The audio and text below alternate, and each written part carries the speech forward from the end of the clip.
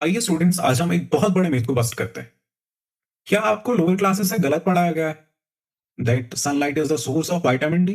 क्या सच में हमें सन की रेज से विटामिन डी मिलता है? आइए देखते हैं। ये एक बहुत बड़ा मिथ है जो आपको लोअर क्लासेस में पढ़ाया जाता है, बट जब आप एडवांस लेवल पे स्टडी करते हैं आपको पता चलता है that sunlight only contains photons, energy packets. तो विटामिन डी कहां से मिला? आइए जानते हैं। हमारी स्किन की एपिडर्मिस, एपिडर्मल सेल्स में हमारे पास एक कोलेस्ट्रॉल डिराइव्ड मॉलिक्यूल होता है जिसे हम कहते हैं 7 डिहाइड्रोकोलेस्टेरॉल। जब हमारी स्किन पे यूवी बी रेज पड़ती हैं, हमारी स्किन पे जब यूवी बी रेज पड़ती हैं, यूवी बी रेज के अंदर जो फोटॉन्स होते हैं, जो एनर्जी होती है, वो इसके 7 डिहाइड्रोकोलेस्ट्रॉल के कुछ स्पेसिफिक बॉन्ड्स को ब्रेक कर देती है, जिसकी वजह से यहाँ पे फॉर्मेशन होता है प्री एक्टिव विटामिन डी, या जिसको हम इनएक्टिव विटामिन डी कह सकते हैं।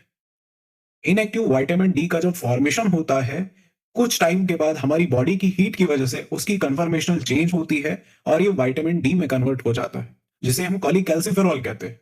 सनलाइट के फॉल होने की वजह से जो स्पेसिफिक बाउंड ब्रेक हुए थे 7 हाइड्रोक्सी कोलेस्टेरॉल के, 7 हाइड्रोकोलेस्टेरॉल के, वहां से आपका प्री एक्टिव विटामिन डी बना था जिसको हम कॉलीकैल्सिफेरॉल कहते हैं।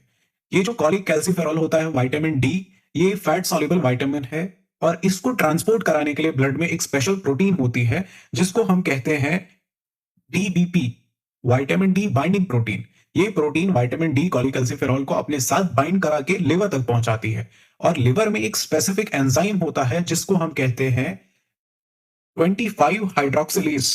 25 हाइड्रोक्सिलेज ये एंजाइम OH ग्रुप को ऐड कर देता है विटामिन D3 पर, और विटामिन D3 पर OH ग्रुप को ऐड करने की वजह से जो कंपाउंड की फॉर्मेशन, मॉलिक्यूल की फॉर्मेशन होती है, उस मॉलिक्यूल को हम 25 हाइड्रोक्सी विटामिन डी कहते हैं, जिसका दूसरा नाम है कैल्सीडाइऑल।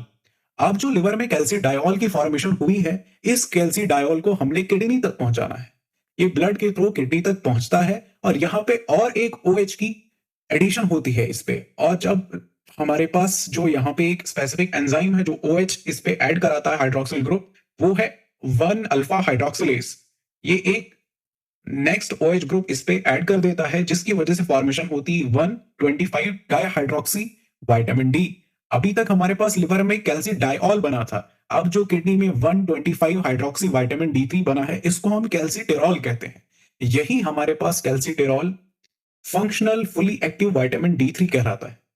अब जो हमारे पास विटामिन D3 है, इसका बनाने का मोटिव क्या था? हमने विटामिन D3 को क्यों बनाया? हमारा जो विटामिन D3 है एक फैट सॉल्युबल विटामिन है। ये किडनी से हमारे एंटेरोसाइट्स के पास जाता है जो कि हमारे इंटेस्टाइन्स की जो लाइनिंग होती है उसके सेल्स हैं। वहां पे जाके ये प्लाज्मा मेम्ब्रेन को डायरेक्टली पास करता है। वाइट यहाँ पे हमारे पास क्लास 11th का एक इंपॉर्टेंट कॉन्सेप्ट है, जहां पे हमारे पास लाइगेंड जो कि एक हार्मोन होता है, क्या वो बाहर प्लाज्मा मेम्ब्रेन के जो रिसेप्टर है वहां पे बाइंड कर रहा है कि साइटोप्लाज्मिक रिसेप्टर है वहां पे बाइंड कर रहा है? It all depends upon the type of hormone और प्रोटीन या और विटामिन और एनी काइंड ऑफ मॉलिक्यूल। अगर फैट सॉल्युबल है तो इजिली जो लिपिड बाइलेयर है प्लाज्मा मेम्ब्रेन वहां से पास करके साइटोप्लाज्म में जा सकता है। इसका मतलब उसका जो रिसेप्टर होगा वो साइटोप्लाज्म में होगा। लेकिन अगर एक वाटर सॉल्युबल विटामिन या हार्मोन है तो उसका जो हमारा रिसेप्टर होगा वो प्लाज्मा मेम्ब्रेन पर प्रेजेंट होगा, क्योंकि वो लिपिड बाइलेयर को पास नहीं करा पाएगा। ये एक फैट सॉल्युबल विटामिन है, ये लिपिड बाइलेयर को पास करता है और साइटोप्लाज्म में यहाँ पे इसका रिसेप्टर होता है जिसको हम कहते हैं VDR, विटामिन डी रिसेप्टर। जब ये विटामिन डी रिसेप्टर के साथ बाइंड करता है तो यहाँ पे एक स्ट्रक्चर बनता है जो फर्दर बाइंडिंग कराता है RXR के साथ, जिसको हम बोलते हैं रेटिनाइड एक्स रिसेप्टर, और एक हेटेरोडाइमर फॉर्म होता है जिसको हम कहते हैं एक्टिव ट्रांसक्रिप्शनल कॉम्प्लेक्स, जो कि आगे जाके DNA के कुछ स्पेसिफिक एलिमेंट्स होते हैं जिनको ट्रांसक्राइब कराता है। ये जो हमारे पास अब ट्रांसक्रिप्शनली एक्टिव कॉम्प्लेक्स बना है, ये DNA के कुछ स्पेसिफिक एलिमेंट्स के साथ बाइंड करता है जिनको हम कहते हैं VDRES। VDRES, ये जो VDRES है इनको कहते हैं vitamin D response elements. Vitamin D response elements पे जब आपका रेटिनॉइड एक्स रिसेप्टर, आपका विटामिन डी रिसेप्टर और विटामिन डी जो कि हेटेरोडाइमर है, ये यहाँ पे अटैच होता है, ये इसकी ट्रांसक्रिप्शन कराता है और आपको पता है mRNA फॉर्म होगा। mRNA फॉर्म होगा तो यहाँ पे भी क्लास 12 का कॉन्सेप्ट आता है रेप्लिकेशन, ट्रांसक्रिप्शन, ट्रांसलेशन में जो आपने सेंट्रल डॉगमा में पढ़ा था, एमआरएनए की जो सिंथेसिस कराता है वो कराता है to be very specific RNA polymerase second.